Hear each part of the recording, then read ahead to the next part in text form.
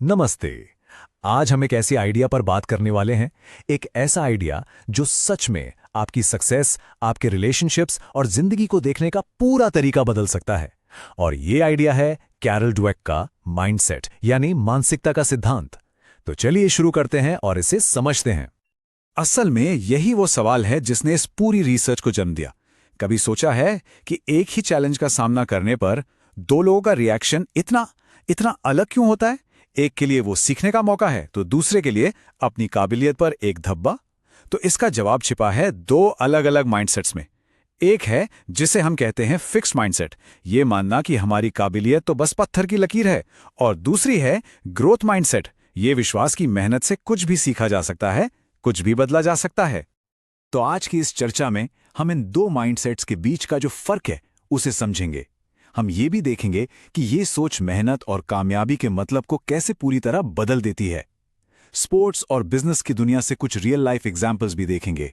और सबसे इंपॉर्टेंट बात, हम ये जानेंगे कि अपनी सोच को ग्रोथ की तरफ कैसे मोड़ा जा सकता है। तो देखिए, सब कुछ ना बस एक बहुत ही बेसिक बिलीफ से शुरू होता है।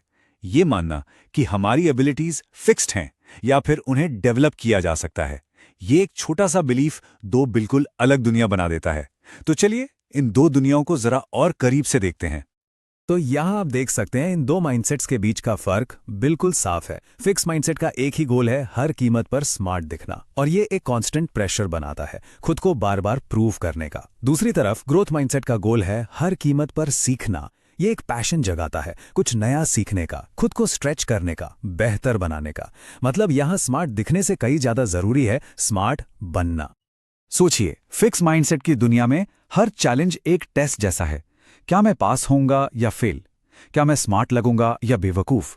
इस दुनिया में फेलियर सिर्फ एक सेटबैक नहीं होता, बल्कि ये एक परमानेंट जजमेंट जैसा महसूस होता है, जैसे किसी ने आप पर इनकॉम्पिटेंट या नाकाबिल का ठप्पा लगा दिया हो।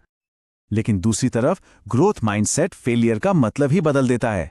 ये आपकी आइडेंटिटी पर सवाल नहीं उठाता, बल्कि आपको एक जरूरी इंफॉर्मेशन देता है।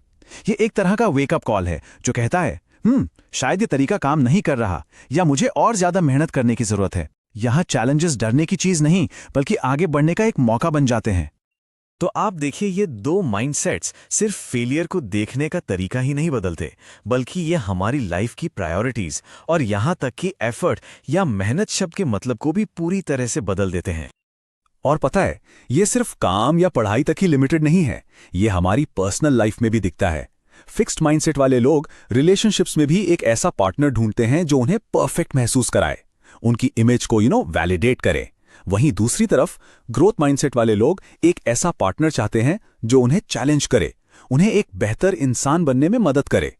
तो साफ है, एक सोच प्रूफ करने पर टिकी है और दूसरी इंप्रूव करने पर। और यहीं फिक्स्ड माइंडसेट की सबसे बड़ी प्रॉब्लम सामने आती है। इस दुनिया में एफर्ट या मेहनत एक गंदा शब्द माना जाता है, इसे वीकनेस की निशानी समझा जाता है। मतलब सोच ये है कि अगर आप में सच में टैलेंट है तो आपको कोशिश करने की जरूरत ही क्या है। और दुख की बात यह है कि यही सोच हमें उन चैलेंजेस से दूर भगाती है जो असल में हमें ग्रो करने के लिए चाहिए होते हैं। अब जो बात मैं बताने वाला हूं वो इस रिसर्च की सबसे सरप्राइजिंग फाइंडिंग्स में से एक है।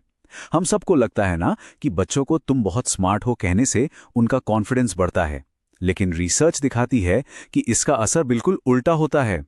जब हम सिर्फ टैलेंट की तारीफ करते हैं तो हम अनजाने में उनके अंदर एक फिक्स्ड माइंडसेट डाल रहे होते हैं। बच्चे फिर ऐसे चैलेंजेस से डरने लगते हैं जिनमें उनके स्मार्ट न दिखने का रिस्क हो। लेकिन जब हम उनकी मेहनत, उनकी स्ट्रैटेजी और उनकी लगन की तारीफ करते हैं, तब हम एक ग्रोथ माइंडसेट को बढ़ावा देते हैं और तब वो चैलेंजेस को एक्सेप्ट करना सीखते हैं।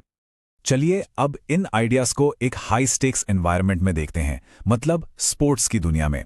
यहां माइंडसेट ही अक्सर एक अच्छे खिलाड़ी और एक महान चैंपियन के बीच का फर्क तय करता है। बिली बीन की कहानी इसका एक परफेक्ट एग्जाम्पल है। उन्हें एक नेचुरल टैलेंट माना जाता था, मतलब सब कहते थे कि ये तो पैदाइशी खिलाड़ी है। लेकिन जब प्रोफेशनल लीग्स में उन्हें असली चैलेंजेस का सामना करना पड़ा तो वो पूरी तरह बिखर गए। उनका फिक्स्ड माइंडसेट उन्हें यही बता रहा था कि अगर मैं फेल हो रहा हूं तो इसका मतलब मुझ में टैलेंट है ही नहीं। बहुत बाद में जब वो एक मैनेजर बने, तब उन्हें रियलाइज हुआ कि असली रोल मॉडल वो नहीं, बल्कि उनके एक टीममेट लेनी थे। जैसा कि वो खुद कहते हैं, लेनी को फेलियर का मतलब ही नहीं पता था। लेनी के पास शायद उतना नेचुरल टैलेंट नहीं था, पर उनका जो ग्रोथ माइंडसेट था वो कमाल का था। वो हर फेलियर से सीखते थे और मजबूत होते थे। और मजे की बात यह है कि यही सोच, यही लेसन बिली को स्पोर्ट्स के सबसे कामयाब जनरल मैनेजर्स में से एक बना गया। तो अगर बिली बीन फिक्स्ड माइंडसेट का एक कॉशनरी टेल है, तो माइकल जॉर्डन ग्रोथ माइंडसेट की जीती जागती मिसाल है। हम सब उन्हें एक ऐसे खिलाड़ी के तौर पर देखते हैं जो पैदा ही महान हुआ था, है ना? पर सच तो यह है कि उन्हें उनकी हाई स्कूल की बास्केटबॉल टीम से निकाल दिया गया था। उनकी ग्रेटनेस उनके नेचुरल टैलेंट से नहीं, बल्कि उनकी जबरदस्त मेहनत से आई। वो हमेशा प्रैक्टिस में सबसे पहले आते थे और सबसे आखिर में जाते थे। उन्होंने अपनी हर एक कमजोरी पर काम किया और उसे अपनी ताकत बना लिया। ठीक है, तो अब स्पोर्ट्स के मैदान से निकलकर बोर्ड रूम में चलते हैं और अपनी पर्सनल जिंदगी में भी देखते हैं, क्योंकि ये माइंडसेट ये हर जगह हमारे साथ चलता है और ये तय करता है कि हम लीड कैसे करते हैं, प्यार कैसे करते हैं और सीखते कैसे हैं। ये कंपैरिजन बहुत ही पावरफुल है। एक तरफ थे क्राइसलर के सीईओ ली आइकोका। वो अपने पब्लिक इमेज को लेकर ऑब्सेस थे। तो जब कंपनी मुश्किल में आई तो उन्होंने बेहतर गाड़ियां बनाने पर नहीं, बल्कि अपनी फेम बचाने पर फोकस किया। वो बस एक जीनियस के तौर पर दिखना चाहते थे। और दूसरी तरफ थे जीई के जैक वेल्च, जिन्हें अपने लोगों को डेवलप करने का जुनून था। वो मानते थे कि हर कोई ग्रो कर सकता है, बेहतर बन सकता है। और नतीजा, आइकोका ने क्राइसलर को लगभग डुबो ही दिया था, जबकि जैक वेल्च ने जीई को दुनिया की सबसे वैल्यूएबल कंपनीज में से एक बना दिया। कितना बड़ा फर्क है। और बिल्कुल यही फर्क हमारे रिलेशनशिप्स में भी दिखाई देता है। जब मुश्किलें आती हैं, और वो तो हमेशा आती हैं, तो फिक्स माइंडसेट वाला इंसान फौरन ब्लेम गेम शुरू कर देता है या सोचने लगता है शायद हम एक दूसरे के लिए बने ही नहीं हैं। लेकिन ग्रोथ माइंडसेट वाला इंसान कहता है ओके, ये एक चैलेंज है, हम इससे एक दूसरे को और बेहतर समझने के लिए क्या सीख सकते हैं। ये माइंडसेट किसी भी कॉन्फ्लिक्ट को साथ मिलकर ग्रो करने का एक मौका बना देता है। तो अब सबसे अच्छी खबर, और वो ये है कि आपका माइंडसेट पत्थर की लकीर नहीं है। ये एक चॉइस है, एक नजरिया है जिसे अपनाया जा सकता है, जिसे सीखा जा सकता है। तो चलिए देखते हैं कि ग्रोथ की तरफ ये सफर कैसे शुरू किया जा सकता है। और ये सिर्फ कोई अच्छी अच्छी बातें नहीं हैं, इसके पीछे सॉलिड साइंस है। न्यूरोसाइंस ने यह प्रूव किया है कि जब भी हम कुछ नया सीखते हैं या खुद को चैलेंज करते हैं, तो हमारा ब्रेन सचमुच लिटरली नए कनेक्शंस बनाता है।